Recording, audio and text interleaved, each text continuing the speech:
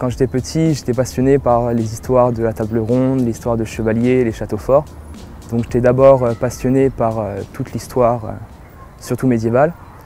Puis après, je me suis rendu compte que j'aimais surtout travailler sur des choses concrètes, donc que ce soit les témoignages archéologiques, mais surtout les œuvres.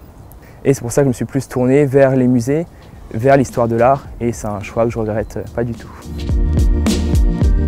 Je suis passé 1 an à la fac, et j'ai eu le concours de l'école du Louvre, donc j'ai eu ma licence, mon master, et là maintenant je suis en classe préparatoire pour préparer le concours de conservateur du patrimoine. Et ça fait aussi 2 ans que je donne des cours à l'école du Louvre, en art grec, étrusque et romain.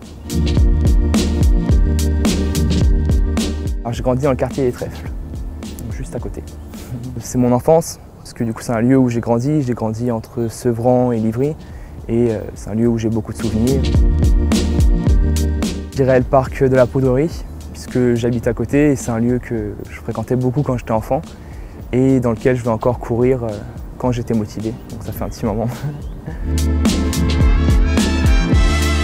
Pour ces 2 conférences, j'ai choisi 2 thèmes qui me tenaient à cœur particulièrement, parce qu'ils me passionnent tout simplement. Le premier, c'est l'art et les empereurs romains.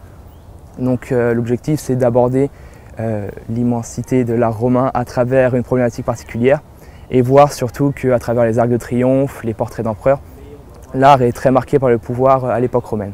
La deuxième, c'est un sujet qui me fascine encore plus, c'est la sculpture grecque. Là aussi, l'objectif, c'est de présenter des chefs-d'œuvre, puisqu'en 1h30, la sculpture grecque, c'est un vaste sujet. Donc c'est de partir de grands chefs-d'œuvre comme la Victoire de Samothrace, la Vénus de Milo, de les remettre dans leur contexte artistique et historique. Alors comme j'ai dit, du coup, je suis une classe préparatoire pour le concours de conservateur. Ce concours, je vais le passer cet été, en août, donc dans l'idéal, ce serait que je le réussisse.